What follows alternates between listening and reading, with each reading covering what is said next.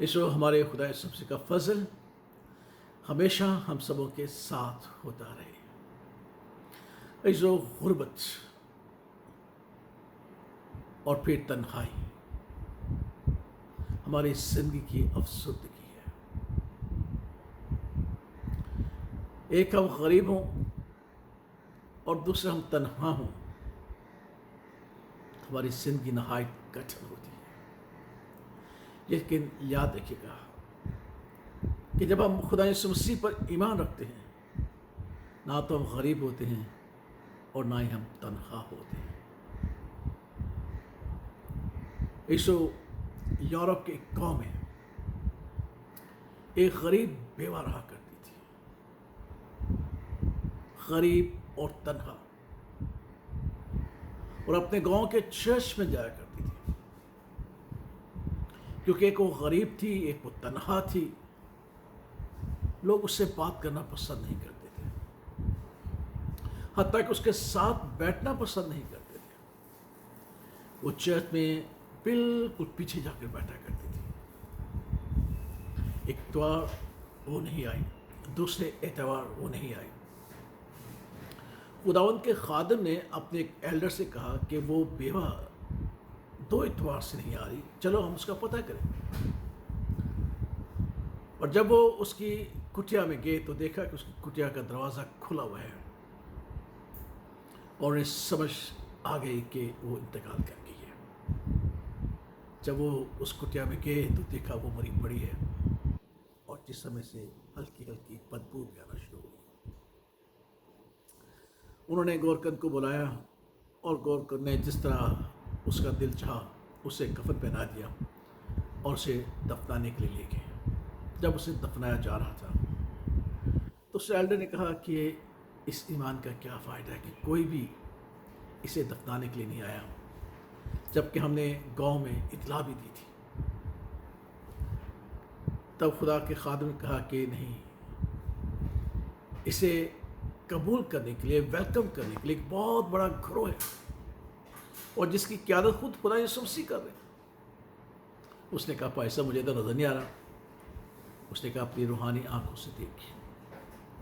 اور جب اس نے اپنی روحانی آنکھوں کو خدا نے کھولا تو اس نے دیکھا کہ ایک ہجوم مقدسوں کا، فرشتوں کا، اور سب سے آگے خدا یسوع مسیح اس بیوہ کو جو سفید جامہ پہنے ہوئے جا رہی تھی ویلکم کر رہا تھا. اس وقت کبھی وہ تنہا نہیں تھی، کیونکہ اس کا خداوند اس کے ساتھ تھا. ہمیں بھی اس بات کو یاد رکھنا چاہیے کہ اگر ہم غریب ہیں، ہم تنہا ہیں، حتیٰ کہ وہ مقدسین جو ہر اتوار ہمارے ساتھ عبادت کرتے، ہمارے ساتھ ہاتھ بھی نہیں ملانا چاہتے، ہمارے پاس بھی کھڑا ہونا نہیں چاہتے، تو کبھی مایوس نہ ہونا، کیونکہ خداوند میرا منجی، اس کے مقدسین ہمیشہ ہمارے ساتھ ہیں. اس وقت ہاجرہ کو سارا نے نکال دیا. وہ بھی سمجھتی تھی کہ میں تنہا ہوں، میں اکیلی ہوں. صحرا میں جا رہی تھی تو خداوند کی آواز آئی، اے صحرا تو اے ہاجرہ تو کہاں جاتی ہے؟ لوٹ جا اپنی مالک کے پاس، میں تیرے ساتھ ہوں. علیشا کے نوکر نے کہا، اے مالک آج ہم برباد ہوئے، آج ہم مارے گئے، دیکھ ارامیوں کا جتھا ہمیں پر حملہ کرنے آ گئے ہیں. علیشا نے کہا خداوند اس کی روحانی آنکھیں کھول دے. اور جب اس نے دیکھا تو آتشی رتھوں کا ہجوم ان کے چوکٹ تھا. اس تو بے شک یہ دنیا ہم سے نفرت کرتی ہے ہماری غربت میں، بے شک یہ دنیا ہم سے نفرت کرتی ہے. اور نہ صرف دنیا بلکہ مقدسین جو خدا کے گھر میں آتے ہیں، خدا کے خادمین جو خدا ان کی عبادت کرتے ہیں، وہ ہمارے ساتھ ہاتھ ملانا پسند نہیں کرتے، کیونکہ ہم غریب اور تنہا ہیں. ہم اس لائق نہیں، کیونکہ ہمارے بدنوں سے، ہمارے کپڑوں سے بدبو بھی آتی ہوگی، اور وہ کراہے سے پیچھے ہٹ جاتے ہوں گے. اس صورتحال میں بھی آپ تنہا نہیں. خداوند جس نے میرا اور آپ کا فدیہ دیا ہے، اس کے نزدیک میری اور ہر ایک مسیح کی قیمت 29 روپے ہے، اس سے بڑھ کر نہیں ہے. چاہے کوئی شاندار شاہی لباس کیوں نہ پہنے، اس کی قیمت 30 روپے سے کم ہی ہوگی. اور کبھی آپ کو تنہا اور غریب نہ سمجھیں. جو بادشاہوں کا بادشاہ، خداؤں کا خدا، میرا منجی میرے ساتھ ہے اور وہ میرا منتصر ہے۔